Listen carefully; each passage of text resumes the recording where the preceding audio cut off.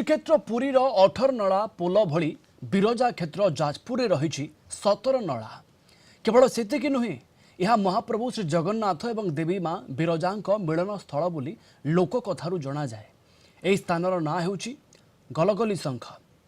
अनेक किंवदंती बहन करुवा जाजपुर जिला धर्मशाला ब्लॉक रे थिबा एही स्थान को राज्य संस्कृति और पर्यटन विभाग पक्षरु मान्यता मिलिथिबा बेले यार रक्षणाबेक्षण एवं पुनरुद्धार पई दाबी उठिछि।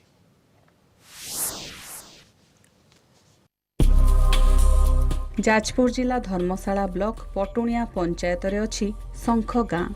एही गाँर उपकंठरे सगड़िया नाल उपरे पुराण किंवदंती तथा इतिहास प्रसिद्ध शंख पोल अवस्थित। एही पोल को नहीं अनेक लोककथा रही। प्रभु श्री जगन्नाथ और माँ बिरजांक मिलन स्थल भावे जनाशुना एही स्थानर ना गलगली शंख।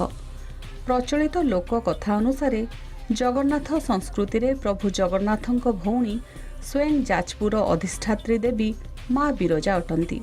प्रभु श्री जगन्नाथ जेतेबेले भौणी बिरजांक पाखकु बुलिबाकु आसी विदाय नै थांती, माँ बिरजा भाई श्री जगन्नाथंकु बळेई देबाकु एही पोल पर्यंत आसी थांती। एही ठारू प्रभु श्री जगन्नाथ भौणी बिरजांक ठारू विदाय नै श्रीक्षेत्र को जाई थांती। भाई भौणींक ठारू विदाय नेला बेले माता प्रभु जगन्नाथंकु कहंती, भाई तमे गल मु गली। एही विदाय समयर गल गली कथोपकथन परवर्ती समय लोक मुखरे जोड़ी होई गलगली एवं स्थानटीर नाम शंख होइथिबारु गलगली शंख नाम परिचित। तेणु माँ बिरजा कहले प्रभु तुम आपण गले मु गली, जोटा ना जगार स्थान नाम है गलगली। तेणु ये शंखर परिभाषाटा हूँ सेतु, जोड़ा उभय जगह को समन्वय रखा से गलगली सेतु कहूँ। पाँचटा पहर मु जस्ट जा पहुँची मत देखीदे साधु मैंने कह बाबा तू एत रात पलि आईचु ना। हाँ ना स्नान कर ना ना आज्ञा मुझे स्नान करनी ना ये स्नान करके से स्नान करके आसला बेलू गोटे कटर गोटे खेचुड़ी देले खाइबा सी खाइला खाई सारापर से साधु 5 जन जाक माने जगन्नाथ जावाई श्रीक्षेत्र जावाई से पाट भितर को चलिले। पुरीर 18 नला पोलर निर्माण शैली सहित गलगली शंखर सामंजस्य रही। संभवतः 7म शताब्दी रे एही पोल निर्माण करा जायथिला।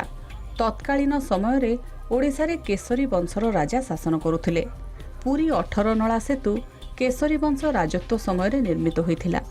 से समय रे राजधानी जाजनगर बा जाजपुर ठारू दक्षिण को पुरी श्रीक्षेत्र पर्यंत अंचल को जो रास्ता निर्माण करा जायथिला, हुएत सेतेबेले एही सगड़िया नाळ उपरे केसरी वंशर राजा माने शंख निर्माण करिथाई पारंती।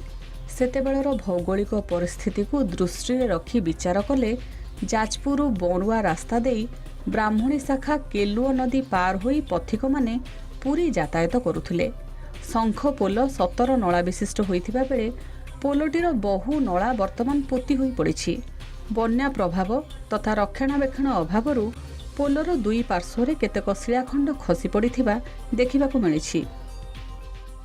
माननीय मंत्री ए पोलटी को रक्षा करने निमित्त पाखरे एक सेतु निर्माण करिसेंती। तेणु पर्यटन हेबा पर ठारू किछि उन्नति है नहीं।